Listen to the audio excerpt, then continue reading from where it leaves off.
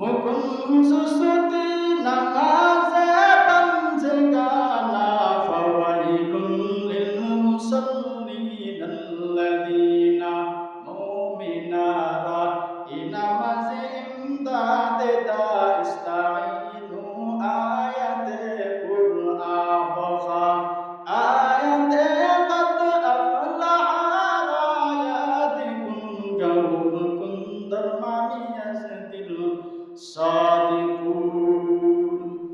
নামাজ এমন একটা ইবাদত যে নামাজ মুসলমানদের জন্য সুস্থ সম্পন্ন ব্যক্তি বালেগ ওই ব্যক্তিদের উপর নামাজ ফরজ করা হয়েছে ওই ব্যক্তিদের উপর তা বছরেও একবার নয়, জীবনেও একবার নয়, তা মাসেও একবার নয়, তা সপ্তাহে একবার নয়, বরং প্রতিদিন 5 বার নামাজ পড়তে হয়। নামাজ এমন একটা ইবাদত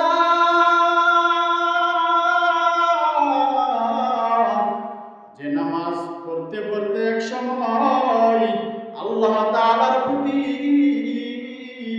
ওই বান্দার এত মহব্বত সৃষ্টি হয় যা অন্য ইবাদতের মাধ্যমে হয় না।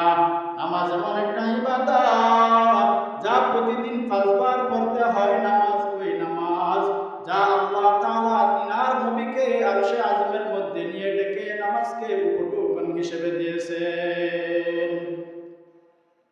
মুকুনসুসুতি নামাজে পাঞ্জেগানা ফাওয়াইলুন লিল মুসাল্লিন আল্লাযীনা মুমিনারা ইনামাজে ইমদাদে দা ইস্তাঈনু আয়াতে কুরআ বখা আয়াতে কদ আফলাহা আয়াতিকুম গাউরুকুম দরমানিয়াসদিল সাদিকুন।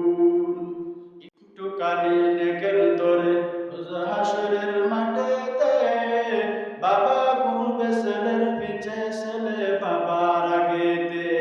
আহা তেমন কঠিন দিনেতে নামাজ তোমায় ভুলবে না, ঠিক মতো পড়িলে নামাজ জান্নাত তোমার ঠিকানা। আমার প্রাণের ভাই বোনেরা জলদি করে উঠে যাও, উযু করে তাড়াতাড়ি নামাজ পড়তে লেগে যাও।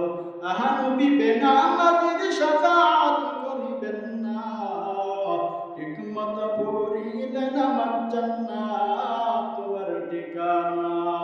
আমার প্রাণের ভাই বোনেরা জলদি করে উঠে যাও, উযু করে তাড়াতাড়ি নামাজ পড়তে লেগে যাও। আহা নবী বেনামাজীর সুপারিশ করিবেন না, ঠিকমতো পড়িলে নামাজ জান্নাত তোমার ঠিকানা। এই জন্য নামাজ এত গুরুত্বপূর্ণ ইবাদত যে নামাজ নবীজিকে আরশে আজিমের মধ্যে নবীজিকে ডেকে নিয়ে আল্লাহ তাআলা নবীজিকে দাওয়াত করলেন।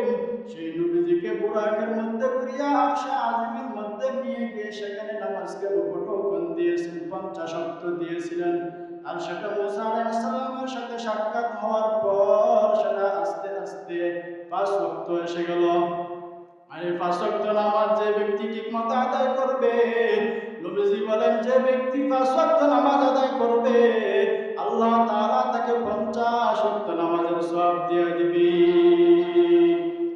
নামাজ এমন একটা ইবাদত, অন্যান্য ইবাদতের মাধ্যমে আল্লাহ তাআলার নৈকট্য যে পরিমাণ আনা যায়, নামাজের মাধ্যমে তার চেয়ে বেশি নৈকট্যশীল হওয়া যায়। as-salatu imaduddin man aqamaha faqad aqama ad-din wa man hadamaha faqad hadama ad-din। নামাজ হলো ধর্মের খুঁটি, যে নামাজ ঠিক করলো সে তার ধর্মের খুঁটি ঠিক রাখলো, আর যে নামাজ ঠিক রাখলো না তার ধর্মের খুঁটি সে ঠিক রাখলো না। নামাজ পড়তে হবে, নামাজের সাথে সাথে অন্যান্য ইবাদতগুলোকেও শক্তভাবে বলতে হবে শুধু নামাজ পড়লে যে জান্নাতে যাইতে পারবো, নামাজ পড়লে যে শুধু জান্নাতে যাওয়া যাবে বিষয়টা এমন না, বরং নামাজের সাথে অন্যান্য ইবাদতগুলোকে সংযুক্ত করতে হবে। কারণ আল্লাহ তাআলার দয়া বিনা হয়, আল্লাহ তাআলার দয়া বিনা হয় তাহলে যত ইবাদত যতই নামাজ পড়া হয় না কেন জান্নাতে যাওয়া যাবে না। আল্লাহ তাআলার দয়া লাগবে, আর যে বান্দার প্রতি আল্লাহ তাআলার দয়া লাগবে ওই বান্দা এমন একটা অবস্থায় পৌঁছবে সে সর্বহারে আল্লাহ তাআলাকে নিয়ে ব্যস্ত থাকবে, সে আল্লাহ তাআলাকে ছাড়া কিছুই বুঝে না। ডানে তাকায় দেখে আমার মালিক, বামে তাকাইলে দেখে আমার মালিক, সামনে তাকাইলে দেখে আমার মালিক, পিছনে আমার মালিক। যেমন কোন ব্যক্তি পানির মধ্যে ডুব দেয়, ডান দিকে দেখে পানি, বাম দিকে দেখে পানি, সামনে পানি, পিছনে পানি আর পানি, ঠিক তেমনি ভাবে যে বান্দা আমার আল্লাহ তাআলার নৈকট্যশীল হয়ে যায় ওই বান্দা সর্ব অবস্থায় আল্লাহ তাআলাকে নিয়ে গবেষণা করতে থাকে।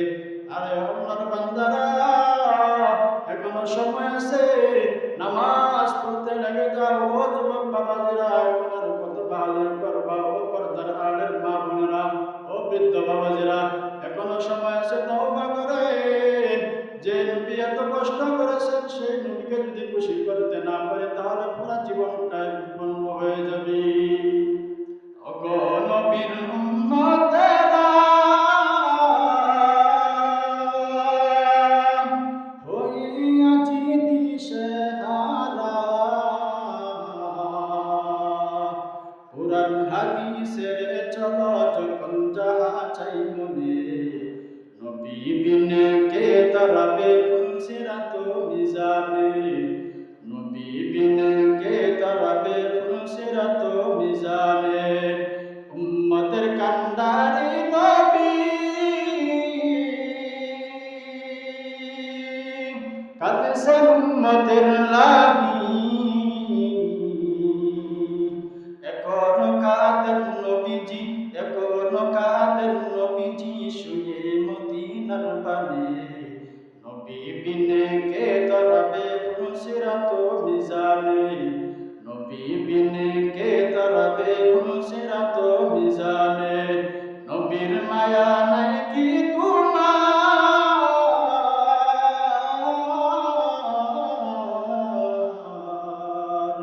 কেমনে দুঃখ দাও যে আবার।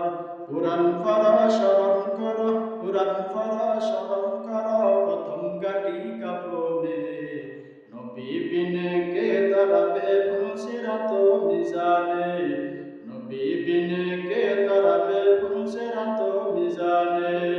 এরে যুবক আল্লাহর গোলাম, দুনিয়াটা কিছুই না, এখনো সময় আছে, আল্লাহর কাছে তওবা কর, আর আল্লাহর কাছে বলো